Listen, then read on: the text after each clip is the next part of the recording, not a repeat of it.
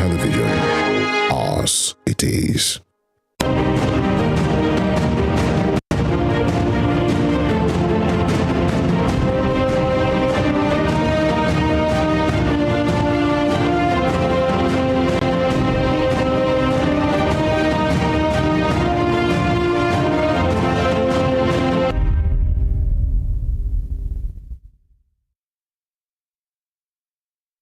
Here are the top stories of the news. IGP Usman Baba orders streamlining of all police investigative processes. APC presidential candidate Bola Tinubu meets the Emir of Kano ahead of his party's presidential campaign in the state. On the foreign scene, at least 9 people have been killed and several others wounded in a twin car bomb attack in central Somalia. Good afternoon and welcome to Spring News at 12 on Western Spring Television. My name is Damilola Raphael. The Inspector General of Police, Usman Baba, has ordered a streamlining of all police investigative processes in a bid to strengthen the criminal justice system. The first spokesperson, Olumuyiwa Adejobi, made this known in a statement stating that the move will standardize investigation processes in the Nigeria Police Force. According to the IGP, the move is to prevent duplication of investigation via indiscriminate petitions and transfer of cases initiated by individuals and groups who had been indicted in initial investigations as a way to frustrate diligent investigation process and truncate criminal justice delivery. The IGP gave the directive while reviewing files and cases in response to complaints on indiscriminate transfer of cases from zonal and state commands as well as other investigative units of the force. Imo State Governor Hope Uzodinma has met with President Muhammadu Buhari behind closed doors at the presidential villa, while both men deliberated on critical infrastructures that will boost security in the state. The visit is coming barely a few hours after a former governor of the southeast state, Ikedi Ohakim, escaped attacks from gunmen in Mbano. The attack led to the deaths of 4 police officers who were in the convoy of the ex-governor. Yesterday's meeting afforded Uzodinma an opportunity to secure presidential approval for some security surveillance equipment for the state. The visit was also to thank the president for the support from the presidency since Uzodinma assumed office following the Supreme Court verdict. To political matters, the presidential candidate of the All Progressives Congress, APC, Bola Tinubu, has visited the palace of the Emir of Kano, His Royal Highness Alhaji Aminu Ado Bayero, ahead of his campaign in the state. Speaking at the palace of the monarch, Tinubu stated that he was in the state to flag off his presidential campaign rally in the Northwest region and to solicit the Emir's prayers and support. In his response, the Emir called on the people of the state to maintain their tempo of respecting leaders during the elections to enhance hitch-free and fair elections for the general interest of the country. The Emir, who described Kano as a pace-setter in terms of elections, called on people in the state to use their experience and elect those that will be of immense benefit to the country. The former Lagos State Governor also commissioned hundreds of campaign cars and motorbikes of the APC presidential and state campaign. Tawali, may God bless you. Say Dodo. I don't want to go through the entire process. I could see our senators, they show commitment to duty to run down here to make to this program. We've started since morning. Distinguished Senator, thank you. I believe I have a good company to the future of this country. Rivers State Governor Nyesom Wike said he was worried when he learned of former President Olusegun Obasanjo's endorsement of the Labour Party presidential candidate Peter Obi. Following Obasanjo's endorsement, the governor had scathing words for the People's Democratic Party presidential candidate Atiku Abubakar, who served as vice president under Obasanjo between 1999 and 2007. Wike's comments were met with strong criticism from several PDP members, including the spokesperson for the party's presidential campaign council, Senator Dino Melaye, who accused him of disrespect and unwarranted insults on the former vice president. However, the Rivers governor, during the flag-off of construction on Ngwo-Dokia Road yesterday, said he was not mocking anybody, adding that his intentions were not evil. The governor stated that he was only worried as a prominent PDP member, as anyone who loves the party should be worried. The Benue State Governor, Samuel Ortom, has backed former President Olusegun Obasanjo's endorsement of the presidential candidate of the Labour Party, Peter Obi. In a statement by the Special Advisor on Media and Publicity to the Governor, Teva Akase, the governor noted that the former president was right in his choice of Obi as the right candidate to win the election and provide the leadership that Nigerians desire. Ortom said if he was not a member of the People's Democratic Party, he would personally lead the former Anambra governor's presidential campaign across the country. The Oyo State chapter of the All Progressives Congress has said the state governor, Seyi Makinde, and the People's Democratic Party, PDP, will be defeated in March. In a statement by the party's publicity secretary, Olawale Sadare, the party accused the PDP of spreading unsubstantiated claims. The spokesperson said the purported APC chieftain, Bashir Adeola, who attacked the party in favor of the PDP, is non-existent, adding that the name was formed to attack the APC due to its political fireworks in recent months. Sadare further stated that no amount of sponsored fake news would stop Governor Makinde and the PDP from imminent sack in the general elections.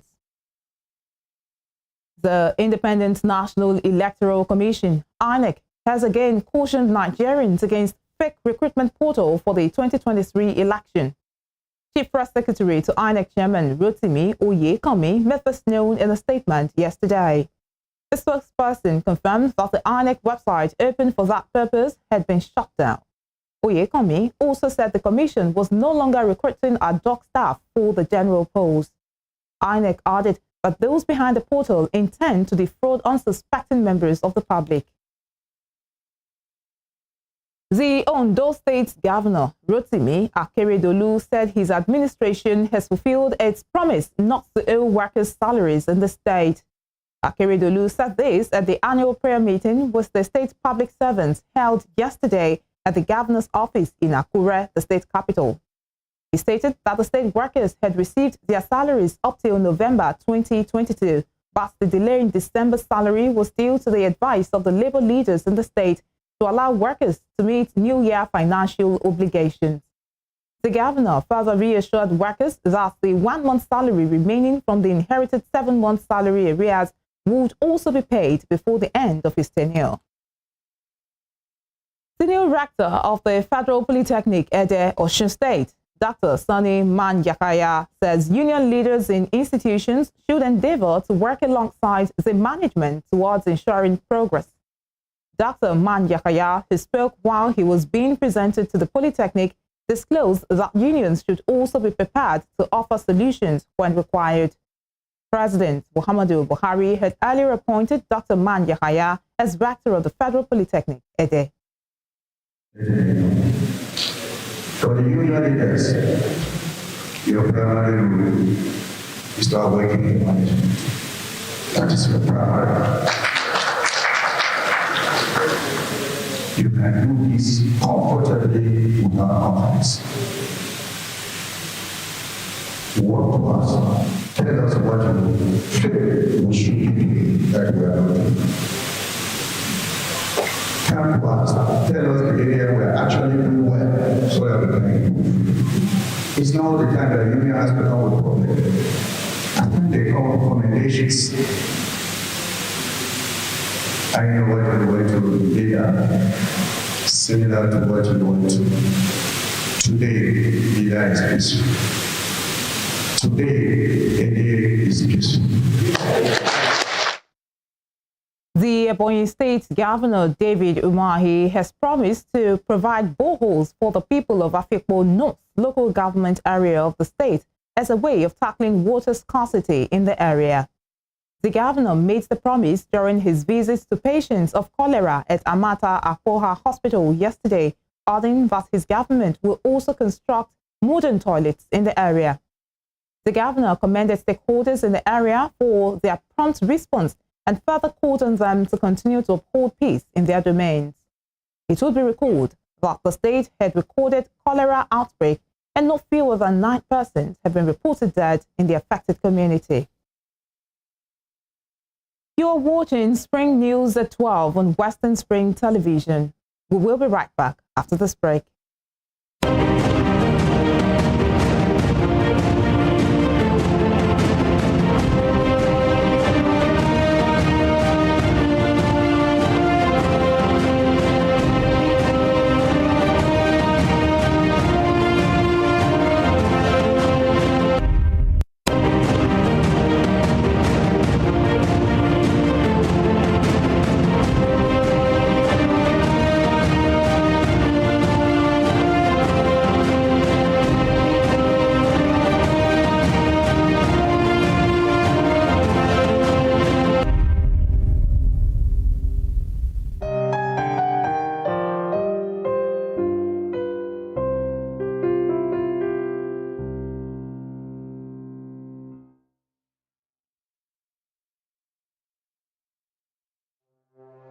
Arrested, affected, sound, found. What do we see? What do we say? Flowing from a spring. A fact A to Z. Check and confirm. Ever is pounding current events. Traveling down from the business gist to the globally arising happenings, to the sports news, to the bittersweet infos. Guided transmission, even diffusion, vast and fast, detailed facts are fled. Within seconds, nuggets of words that flew across borders are fired. Stories short and long, wrapped in bundles of words, broken and dissected as it is, except misheard. This is the news as it is.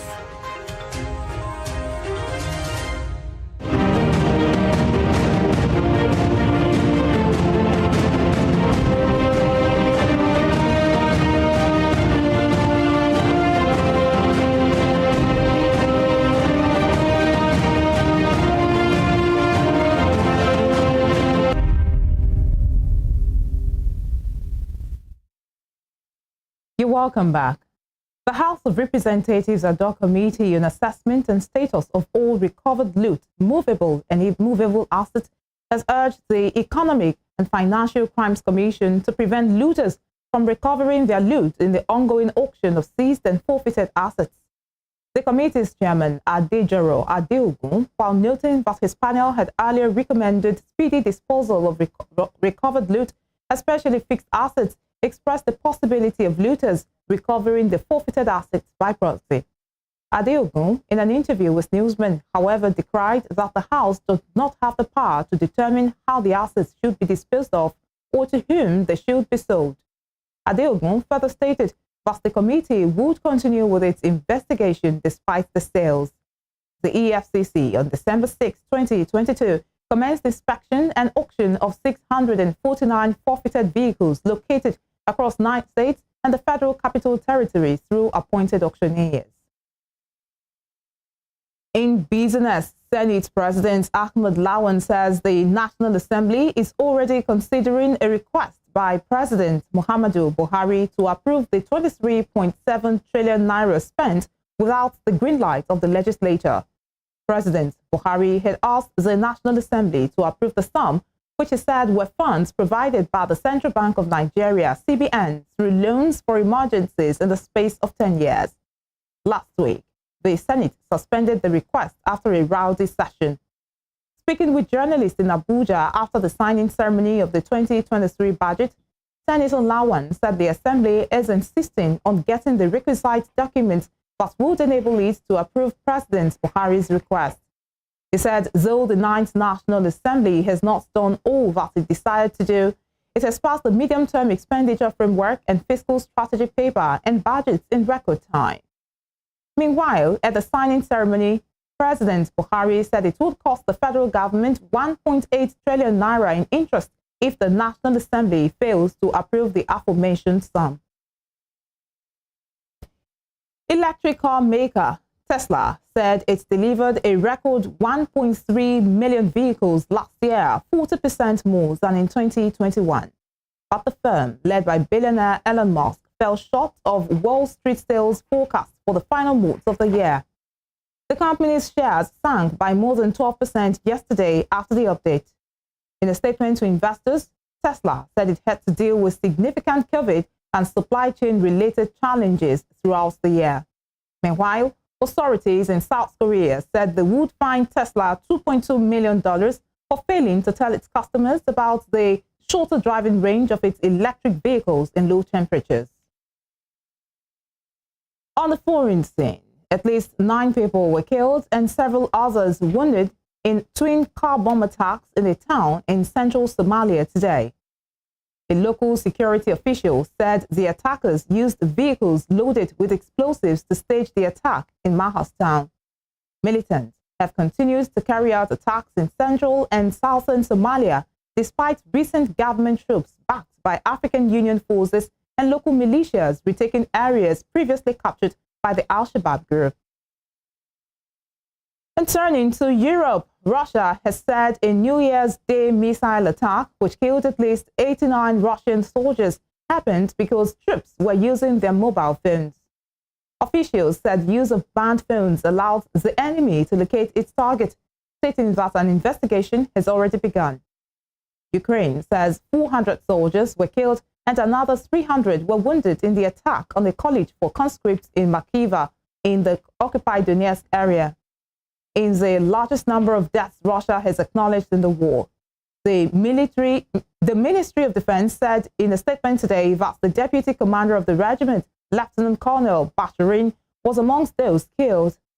The statement said officials found guilty in the investigation will be brought to justice, adding the steps were being taken to prevent similar events in the future. In the United States, on a day of political drama not seen in Congress for a century, Republican leader Kevin McCarthy repeatedly failed in his bid to be elected Speaker of the House of Representatives. The House adjourned without a speaker last night, the first time since 1923 that they had failed to choose a leader after a first-round vote. The start of a new Congress was supposed to be a victory lap for the Republican Party as it took control of the lower chamber following November's elections. Instead, Mr. McCarthy faced a rebellion from within his own ranks and made history for all the wrong reasons. The California congressman has lost 3 consecutive votes for Speaker so far, and it isn't clear what his path to victory could be when the House returns today to try all over again. They will keep voting until someone wins a majority. Today, for the first time in 100 years, the House of Representatives failed to organize on opening day. Sad day for the House of Representatives as an institution. Sad day for democracy. It's a sad day for the American people. House Democrats are unified, ready, willing, and able to get to work on behalf of everyday Americans. We are prepared to try to find common ground with the other side of the aisle to solve problems on behalf of the American people, but we don't have a willing partner in how. Welcome to sport. Cristiano Ronaldo says his work in Europe is done, but he had many opportunities from other clubs before joining Saudi Arabian side Al Nassr. He joined Al Nassr as a free agent on Friday after leaving Manchester United following a controversial interview in which he criticized the club. The 37-year-old Portugal captain says he had offers from clubs in Brazil, Australia, the United States, and Portugal. Ronaldo is reportedly set to receive the biggest football salary in history at more than £177 million per year in a deal that runs until 2025. The five-time Ballon d'Or winner was greeted with applause and shouts of his trademark SIU celebration as he spoke. He answered questions from a club official but took none from reporters. How does it feel to be here in Saudi Arabia? Well, so far feeling very good. I'm so proud to make this big decision in my life in football. As you mentioned before, in Europe, my work it's done. I won everything. I played the most important clubs in Europe, and for me now it's a new challenge, as you mentioned, in Asia. I'm glad for that Al Nassr gave me this opportunity to show and develop not only for the football but also for the generation, the young generation, the women's generation as well, for the young boys. And for me it's a challenge, but in the same way I feel very, very happy. Football legend Pelé has been laid to rest after having his coffin carried through the streets of Santos in Brazil as the public paid their final respects to the sporting icon. Thousands of fans gathered to watch the procession to say their last goodbye to the three-time World Cup winner yesterday ahead of his private burial. The casket, covered in a Brazilian flag, passed through the neighborhood where Pelé's 100-year-old mother lives as mourners gathered. The former Santos FC star, originally named Edson Arantes do Nascimento, died on Thursday, aged 82, following a battle with colon cancer. Brazil's government declared 3 days of national mourning after his death, and the country's new president, Luiz Inácio Lula da Silva, traveled to Santos to pay his respects. The star, considered by many to be the greatest footballer of all time, has been buried in a cemetery overlooking the Santos Stadium. His last wish was selecting the ninth floor of the cemetery in his home city in tribute to his father, who wore the number 9 shirt as a player. Before we end the news, here is a recap of our top stories. The Inspector General of Police, Usman Baba, has ordered a streamlining of all police investigative processes in a bid to strengthen the criminal justice system. The presidential candidate of the All Progressives Congress, APC, Bola Tinubu, has visited the palace of the Emir of Kano, His Royal Highness Alhaji Aminu Ado Bayero, ahead of his campaign in the state. On the foreign scene, at least 9 people were killed and several others wounded in twin car bomb attacks in a town in central Somalia today. You can follow us on our social media handles on Facebook, Instagram, and Twitter at Western Spring Television. You can also watch us live on our YouTube channel at Western Spring Television. That ends Spring News at 12 on Western Spring Television. I am Damilola Raphael. Thanks for watching. Good afternoon.